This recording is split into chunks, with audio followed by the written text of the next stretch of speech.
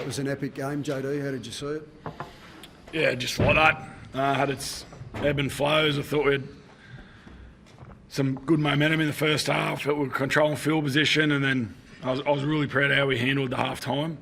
Spent a bit of time looking at the boys in the in-goal there, and just come in and still a steely focus about us at half time, which was good. And even at 18-10, I still feel like we had some footy left in us, and I just felt like we got bogged down a little bit in that end-to-end footy, and Penrith are locking us in, and we needed to play our way out of it. And I thought we did that really well.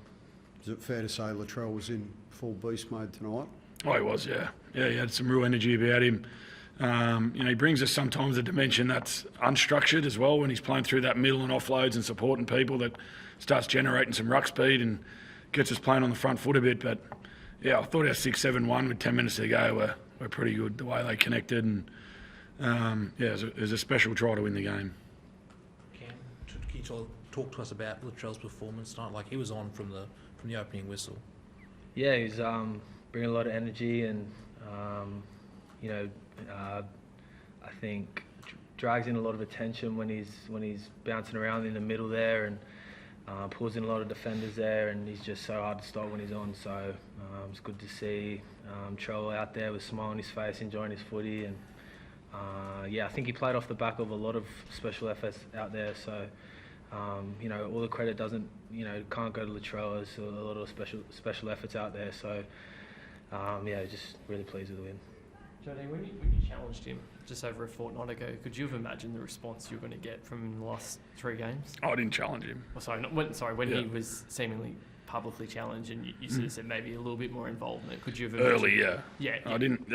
Let's be clear. I spoke to him about getting his hands on the ball a bit earlier. Yeah. As a fullback or a winger, sometimes you need to get in the game a bit earlier, otherwise the game can drift away from you a little bit.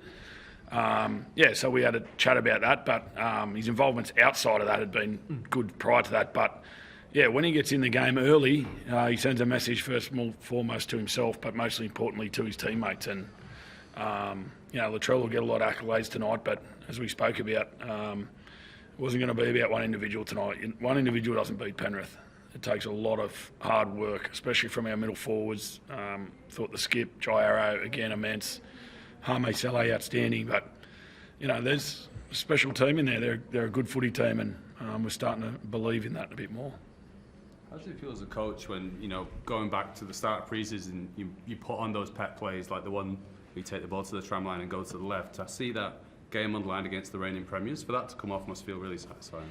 Yeah, it is, yeah. It's what they practice over and over and over again to get it right in big moments. And Penrith, a team that we spoke about it all week, we can't just hope that one play is going to win the game.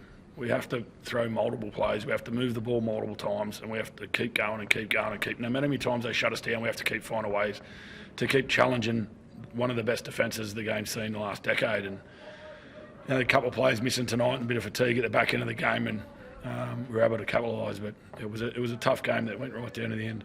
Cameron, how important is that win, given you've beaten Penrith once out of the last 11 meetings? It's been such an awesome rivalry. There's been so many rollercoaster games where it's been decided like that in the dying stages. How important is that for the Bunnies and where you're at the moment? Yeah, I think it's good for our confidence. We've been speaking over the last couple of weeks that we're heading in the right direction. We're speaking about a bit of clunkiness over the last sort of month of footy, and not being able to put a full 80-minute performance out there. And while I thought it probably wasn't a full 80-minute performance, I still think there were patches there where we need to get better. I just think it's great for our confidence. And it's just good to get one over Penrith. They're just so hard to beat. It's such a great team. So like you just alluded to there, more often than not, we've probably been on the other side of it at the end of the game, where we haven't come up with the 2 points, but we've worked really hard throughout the game. So it's just nice to come away with the 2 points after a lot of hard work. So it's good for our belief and confidence, and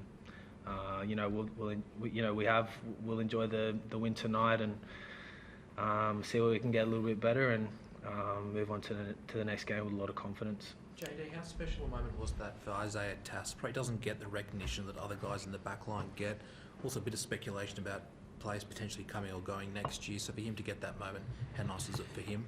Yeah, I'm a big fan of Tass. I've been since he came to the club. He's a guy that's getting better and better all the time. He's probably coming up to 20, 25 games now in the NRL, and was outstanding for one tackle that he misses, and one tackle shouldn't define your game. And I've seen a lot of young guys go into their shell in that position, and for him to muscle up, defend the way he did, and not only that, he took some real tough carries and did a lot of hard work in that second half for his teammates. And really happy to see him on the end of and get the rewards for staying resilient and staying in the frame. So, like I said to him after the game, that's NRL.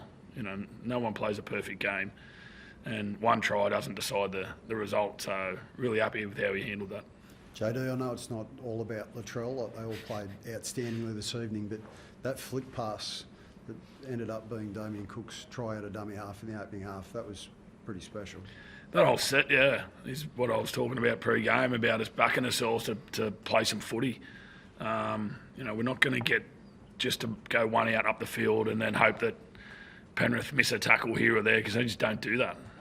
So you need to break it up a little bit. And I think he touched the ball 4 times in that set, which was good to see. I think, like I said, we'll get a lot out of that, because it's stuff we talk about, but to do it in the big moments in big games is where you really get some confidence out of it.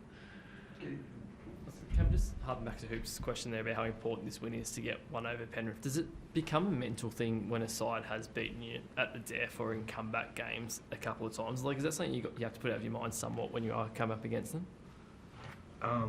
Obviously, you guys have had a lot of close games with Penrith that you haven't won. They've sort of come back. They've scored a few times right on half time now and won games. Does it become a mental thing when you come up against that side that you have to defeat in your own mind some ways? I don't know. I'm not too sure. Like I said before, I guess it is good for our confidence, especially falling back on the fact that when we do play our brand of footy and we do we go out there to be good teammates and work hard for each other, then we can get the job done. So I guess it's just good for our belief in our confidence to I guess in future games to fall back on it.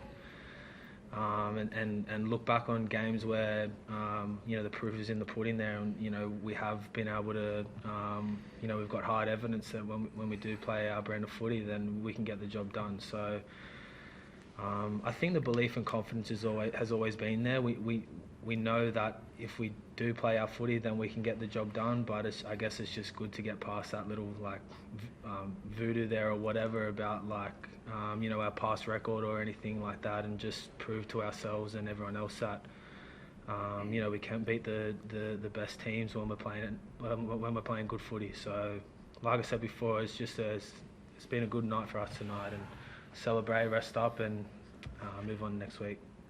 JD, you said you're missing a few middles.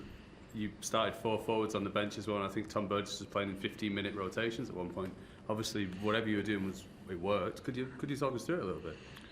Yeah, it wasn't an intention to get Tom back off before half time, but he was blowing. I said to him in there, it probably takes a bit of time to get used to coming off the bench again, but it's what Penrith do. They keep the ball in play, a lot of end-to-end footy.